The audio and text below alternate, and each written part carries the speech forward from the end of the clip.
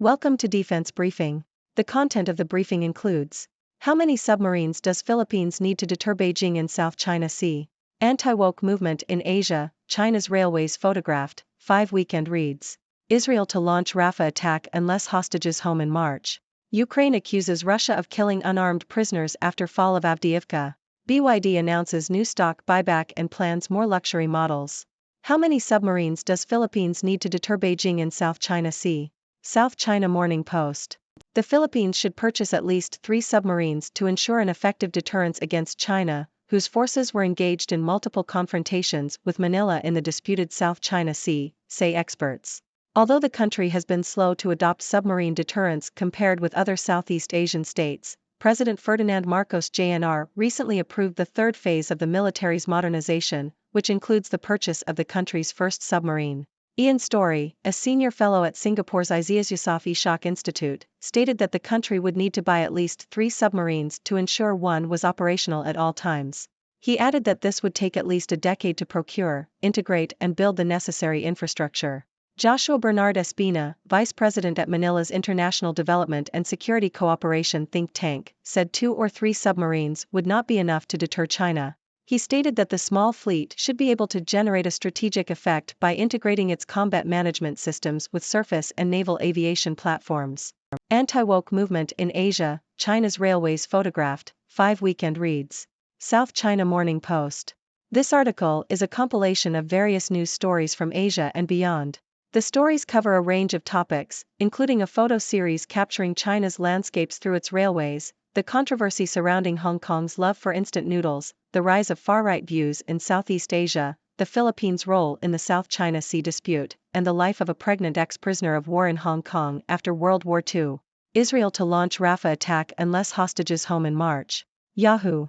A senior member of Israel's war cabinet has announced that Israel will launch a ground offensive on the Gaza city of Rafah unless hostages still held by Hamas are released by the start of the Muslim holy month of Ramadan next month.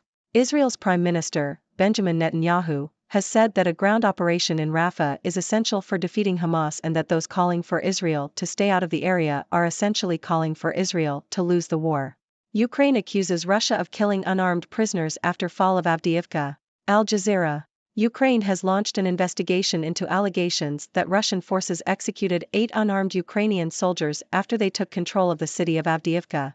The Security Service of Ukraine, under the guidance of the Donetsk Regional Prosecutor's Office, has opened a pretrial investigation into the alleged killing of unarmed prisoners of war in Avdiivka and the village of Vasil. Evidence of the killings was shared on the Telegram messaging app, including footage showing a Russian soldier shooting 2 captured Ukrainian soldiers at close range. Russia has not publicly responded to the claims. Ukraine has repeatedly accused Russia of unlawful killings and other war crimes since Moscow launched a full-scale invasion of its neighbor in February 2022. Russia has also accused Ukraine of committing violations of international law. BYD announces new stock buyback and plans more luxury models. Bloomberg. Chinese automaker BYD company plans to repurchase more shares as it looks to revive a slump in its stock price.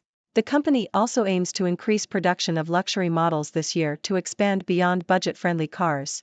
The stock market performance of BYD and the wider industry has suffered due to concerns over a potential price war and China's economic performance. BYD's shares were down 11.4% for the year ahead of Monday's opening. The company's preliminary net income for 2023 is expected to be between 29 billion Chinese yuan, $4 billion, and 31 billion Chinese yuan, falling short of analysts' estimates. On President's Day, we celebrate the ones who made our union more perfect. Yahoo! Every year on the third Monday in February, Americans celebrate President's Day.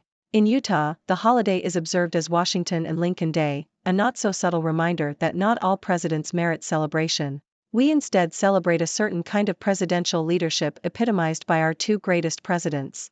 ISW, Russia has not demonstrated ability to secure significant gains across large territories.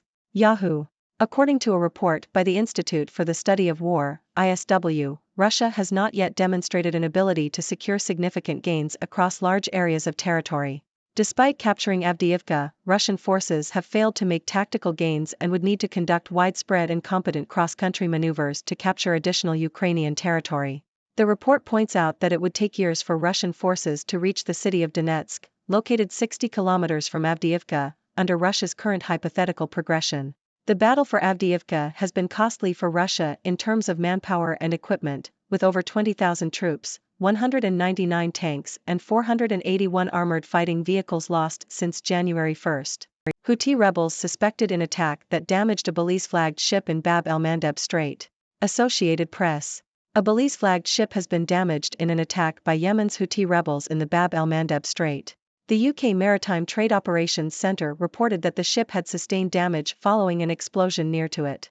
The Associated Press has identified the vessel as the Ruby Mar, registered in the UK and operated by Lebanon. It was on its way to Bulgaria when the incident occurred. The Houthis are believed to have targeted the ship, which was partially laden with cargo, as part of their ongoing campaign against shipping in the Red Sea and surrounding waters. Meanwhile, the U.S. military reported carrying out 5 airstrikes against Houthi targets, including an unmanned underwater vessel. U.S. says it struck 5 Houthi targets in Yemen, including an underwater drone. New York Times. The U.S. military has targeted 5 Houthi military targets in Yemen, striking an undersea drone. The U.S. Central Command said the underwater drone was a new weapon for the Iran-backed Houthi rebels, who have previously used missile technology supplied by Iran. While the U.S. has previously accused Iran of supplying the Houthis, officials have now said Iran does not have direct control over the rebel group. Maritime drones are becoming an increasingly powerful weapon, with Ukraine using them against Russia's Black Sea Fleet. Myanmar junta's conscription plan lays bare toll of fighting rebels. The Globe and Mail. Myanmar's military is planning to introduce conscription for the first time in its history as it struggles to find enough troops to fight rebels, according to analysts, diplomats, and a defector. The military has been battling an expanding armed resistance since the 2021 coup, with increasing numbers of desertions. The conscription plan will require men aged 18 to 35 and women aged 18 to 27 to serve for up to 2 years, while doctors aged up to 45 will be required to serve for 3 years. Basic supplies are reported to be scarce, and defections have risen sharply in recent months. Ladies and gentlemen, I am Dr. Six from the Sixth Dimension, here to bring you the latest news from around the world. Let's dive right in. In the South China Sea, the Philippines is considering purchasing submarines to deter China's aggressive actions. Experts suggest that at least 3 submarines would be needed to maintain a constant deterrent. However, this process could take up to a decade to complete. It will be interesting to see how this development unfolds and whether other Southeast Asian countries will follow suit. In other news, an anti-woke movement is gaining traction in Asia, and China's stunning landscapes are being captured through its railways.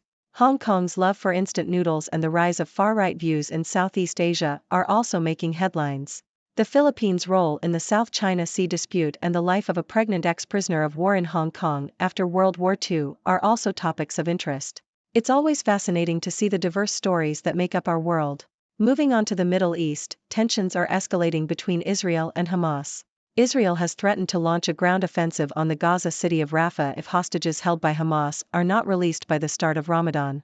The situation in the region remains delicate, and it is crucial for both sides to find a peaceful resolution. In Ukraine, allegations of Russian forces executing unarmed Ukrainian soldiers have led to an investigation. Evidence of the killings has been shared on social media platforms, further fueling the conflict between the two countries. It is disheartening to see such violence and disregard for human life. The international community must put pressure on both sides to seek a peaceful resolution. Shifting our focus to the business world, Chinese automaker BYD company plans to repurchase shares to boost its stock price. The company also aims to expand its production of luxury models this year. It will be interesting to see if these efforts can help BYD overcome the challenges it is currently facing. The stock market performance of BYD and the wider industry has been affected by concerns over a potential price war and China's economic performance. In the United States, President's Day is being celebrated, honoring the leaders who have shaped the nation. It serves as a reminder that not all presidents are equally celebrated, and it is important to reflect on the qualities that make a great leader. It's always a good time to remember the importance of leadership and its impact on society. Lastly, tensions are rising in Yemen as Houthi rebels continue to target ships in the Bab el-Mandeb Strait. A Belize-flagged ship has been damaged in an attack, adding to the ongoing conflict in the region. The U.S. military has also carried out airstrikes against Houthi targets, including an underwater drone. It's a complex situation that requires careful navigation to avoid further escalation. That's all for today's news. As always, I encourage you to share your thoughts and questions. What are your thoughts on the Philippines' plan to purchase submarines? How can tensions in the Middle East and Ukraine be resolved? Let's discuss. Thank you for tuning in. The content above showcases the latest briefing reports and analytical synopses, thoughtfully curated by the 6Do team. These insights stem from a wide array of reputable media outlets, think tanks, government sources, and specialized experts worldwide. We encourage you to explore these sources for a comprehensive perspective. Keep in mind that while the content may not always align with the official standpoint of 6Do Brief, it's not meant to be taken as absolute directives for decision-making. Comprising seasoned media professionals, learned scholars, and accomplished scientists, the 6Do team embodies a trailblazing, fully independent media entity. To customize 6Do Brief to meet your professional needs, you have the option to subscribe to a diverse array of briefings on our website, 6dobrief.com.